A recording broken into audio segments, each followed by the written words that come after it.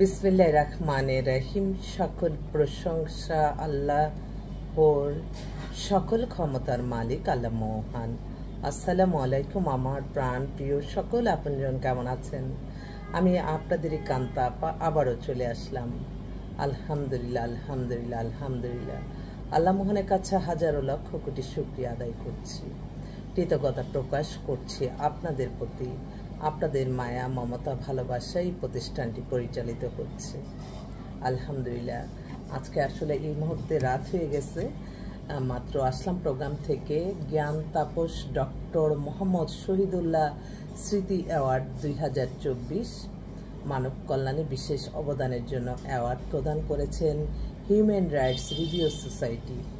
হ্যাঁ, তো আমি সবার প্রতি কৃতজ্ঞতা প্রকাশ করছি। হয়তো সামান্য ক্ষুদ্র প্রফেশনের মাধ্যমে মানুষের কল্যাণ হচ্ছে, এটাই আলহামদুলিল্লাহ। আসলে দিন ধরে শরীর এত অসুস্থ, তো আমি সবসময় চেষ্টা করি ব্যক্তিগত ব্যাপারগুলি একটু উড্র রেখে আমরা যদি জীবন চলার জন্য, জীবন জীবিকা বা কোনো কিছু ভালো কিছু করার জন্য যদি সবসময় আমাকে যে কোনো প্রতিষ্ঠান যে কেউ ডাকে, আমি সেখানে দৌড়ে যাই। এবং আল্লাহ যেখানে হাদিসে লেখা আছে একটা বিয়ে দিলে হজের সমান সওয়াব, তো আমি সবসময় এটা মাথায় রেখেই আমি কাজ করি। তো আলহামদুলিল্লাহ, আপনাদের দোয়া ইনশাল্লাহ আস্তে আস্তে। আসলে যে কোনো বিপদ আপনার একদিন দুই দিন একটু ধৈর্য ধরে থাকতে হবে। যারা ধৈর্য ধরে থাকে তাদেরই আমি দেখি যে এটা ঠিক আছে। কোনো কাজে প্রথমে একদম বেশি উৎসাহিত হতে নাই, কোনো কাজে বেশি আবেগপ্রবণও হতে নাই, বিবেক দিয়ে কাজ করতে হয়।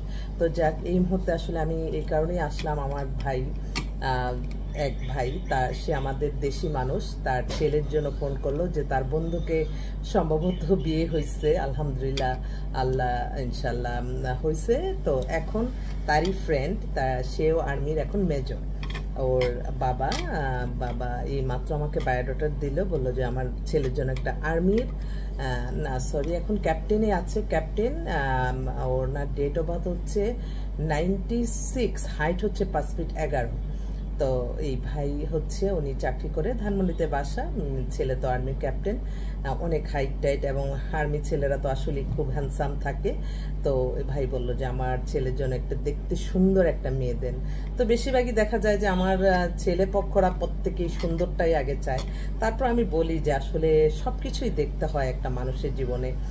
তারপর আর কি, এটা আসলে আমাদের বোঝাতে হয় যে আসলে অনেক সুন্দর মেয়ে আছে, অনেক ভালো মেয়ে আছে, অনেক ছেলে আছে অনেক হ্যান্ডসাম, কিন্তু আপনি দেখবেন যে তাদের ভিতরে মন মানসিকতা নাই যে ওনারা মানুষের কল্যাণে কাজ করবে। আমি প্রত্যেকটা মানুষকে, আপনারা যখন যারা অবিবাহিত আছেন, তাদের এই জিনিসটা আপনারা কেন দেখেন না, আমি এটাই সেজন্য আমি বলতেছি যে আপনারা অবশ্যই তাদের মেন্টালিটিটা দেখবেন যে সে এখন কি ধরনের।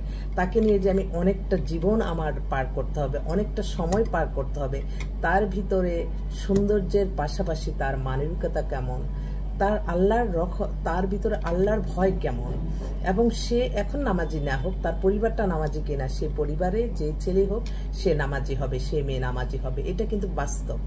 তো আমি এই আর্মির ক্যাপ্টেনের জন্য একটা খুব সুন্দর ভালো ফ্যামিলির একটা মেয়ে চাচ্ছি, অবিবাহিত। আর একটা বোন তার মেয়ের জন্য পাঠালো। মেয়ে হচ্ছে আপনার, ওরা সপরিবারে সিঙ্গাপুরেই সেটেল, সিঙ্গাপুরেই থাকে। মেয়ে হচ্ছে 94 date of birth, height 5 feet 4। ও অস্ট্রেলিয়া থেকে মাস্টার্স করে আসছে। একটা ছেলে ফোন দিয়েছে, একটু পরেই ধরি। মাস্টার্স করে আসছে। এখন সে চাচ্ছে যে বাংলাদেশ থেকে কোনো ছেলে যদি আপনারা যেতে চান, আপনারা সিঙ্গাপুরে, সেই ধরনের একটু কোয়ালিফাইড ছেলে যারা সিঙ্গাপুরে, তারা ব্যবসা বাণিজ্য আছে এবং তারা হেল্প করবে তাকে কিছুটা। বা সুন্দর কথা, বাবা এতদিন আসলে অনেকে বুঝে না, এটা একটা সমস্যা এই মেয়ের জন্য। তো আসলে যাদের মেয়েদের অনেক অর্থবিত্তর মালিক, তারা যদি আরেকটা ছেলেকে তারা সাপোর্ট করে কিছুটা তাকে এগিয়ে নিয়ে যায়, সেটার জন্য কিন্তু আল্লাহর অনেক সওয়াব দিবে। মানুষের রিজিক, জীবন জীবিকা নির্ভর জন্য মানুষের ব্যবস্থা করে দিলে আল্লাহ অনেক খুশি হয়। কালকে একটা ওয়াজে দেখলাম, বলল যে আল্লাহ সবচেয়ে খুশি হয় দুইজনকে মিলিত করলে, এবং দুইজনকে মিলে তো আমরা যেমন বিয়ে শাদী দেই, রিজিকের ব্যবস্থা করলে সবকিছুই কিন্তু মাথায় রাখতে হবে। এই মানে অনেক অনেক কথা, অনেক কিছু, অনেক যেখানে যাই সেখানে আসলে এত কথার কিন্তু দরকার পড়ে না। আপনি সৎ থাকেন, আপনি আল্লাহর সন্তুষ্টি লাভের আশায় নামাজ, রোজা, ইবাদত, বন্দেগী, দান, সদকা, মানুষের কল্যাণ, হজ, উমরা পালন করেন, আল্লাহই আপনাকে রহমত বরকত দিবেন। এটা একদম বাস্তব পরীক্ষিত। আপনারা সবাই ধৈর্য ধরে থাকেন, আমাদের কাছে আসেন, এসে আপনাদের একটা অভিজ্ঞতাও নিয়ে যান। আমি বলবো, আমি জানি না বিয়ে শাদী হবে কিনা, এটা একমাত্র আল্লাহ লিখে রাখছে, যেখানে না যাওয়া পর্যন্ত হবে না। তো আল্লাহর হুকুমেই কিন্তু আপনারা আসতেছেন এবং আল্লাহর হুকুমেই কিন্তু সবকিছু হচ্ছে।